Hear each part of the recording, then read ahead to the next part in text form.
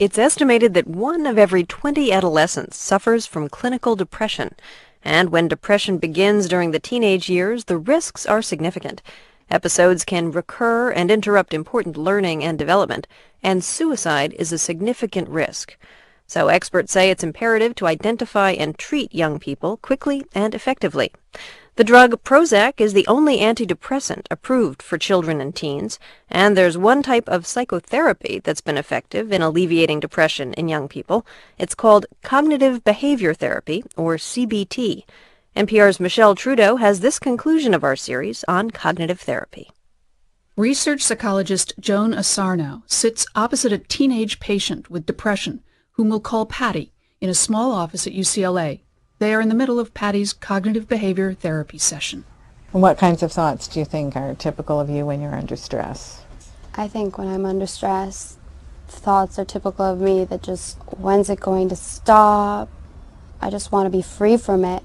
And I begin to feel so just sad and blue that my thoughts turn into just sounding like some really sad, stupid song that some bad band would sing. A large notebook is on the table between Patty and Dr. Asarnow. This is a cognitive behavior therapy manual.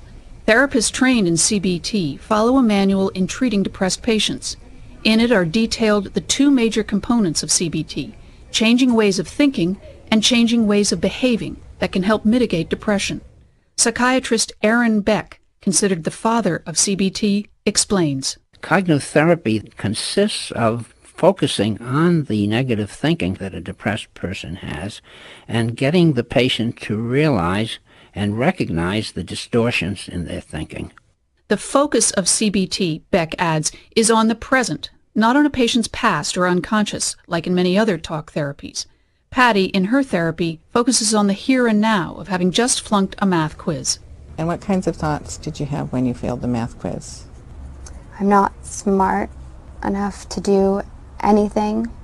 Another thought was, again, like I'm a failure. Beck calls these types of habitual negative beliefs automatic thoughts, common to people with depression. These thoughts come so fast that the patient isn't even aware what's at work. But what's interesting about the automatic thought is that people tend to accept them at their face value, and they don't look for alternative explanations or for what evidence is behind them. So you failed a math quiz. Do you always fail math quizzes? What was your grade in math? A B. A B. Oh, well, that's evidence against the fact that you're stupid. Not smart enough, isn't it? Yeah. Yeah. So it sounds like those thoughts actually aren't very realistic. Again, Aaron Beck. The next step was to get the patients to really look at these automatic thoughts and to correct them if they seem to be erroneous, or to test out to see whether they're really true. Now, are there some other thoughts that you could have when you fail a math quiz that might help you to feel differently about the situation? If I failed a math quiz, you could say I didn't study. Or you could say, I'll do better next time. Oh, I like that one. Because it means that it's not forever. It's just a math quiz. It's not the final.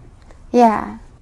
At this point in the session, Asarnow turns the corner and leads Patty through the other major component of CBT, making changes in behavior that support her new positive thoughts. This begins with brainstorming possible solutions to deal with failing that math quiz. And how would you do better? Studying and believing in myself that I could do it. Mm-hmm. And putting my all into it. Yeah, I like that, because that's like a plan for handling it. Putting my all into it, meeting with the teacher. Doing extra credit work. Oh, hey, that is great, because then that could make up for the... Make up for the bad grade. Right. There's another technique for changing behavior, getting the patient to do enjoyable activities. We looked at pleasant activities that you can engage in and how what you do affects your mood.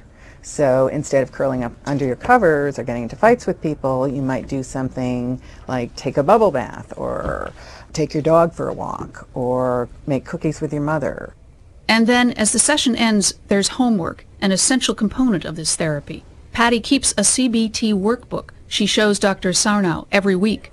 In it, charts of her daily moods, her her negative thoughts, which coping strategies work for her, which enjoyable activities help. So we're going to look and see whether you feel better on the days that you do more of these activities.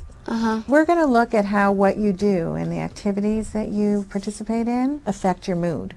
CBT works well for many children and adolescents who suffer from depression.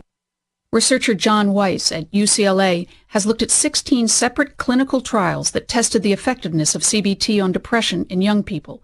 All but 2 of the trials, Weiss reports, showed measurable positive effects of the therapy. Of the psychotherapies, it's the most reliably beneficial treatment that we have for young people. And CBT works fast, adds Weiss, between 12 and 20 sessions, a few months of therapy. Weiss speculates that CBT works for many young people by giving them a menu of coping skills, thoughts that are less self-critical, problem-solving behaviors, and enjoyable activities. And with a multitude of coping skills, most children and teens will find several that work especially well for them. But nobody really knows how CBT works to alleviate depression. There are some clues at the level of brain function. New evidence from brain imaging shows that specific regions of the brain are significantly altered as a result of CBT treatment.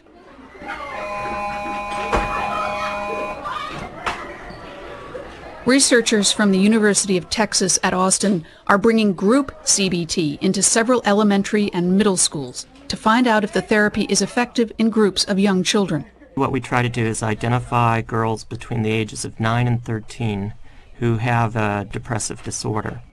The study focuses exclusively on young girls, says lead researcher Kevin Stark. That's because as girls enter adolescence, their rate of depression shoots way up, past boys, 3 to 1. So we decided that what we really wanted to do was create a treatment that was gender specific. The girls meet at school for their group CBT sessions, twice a week for 10 weeks.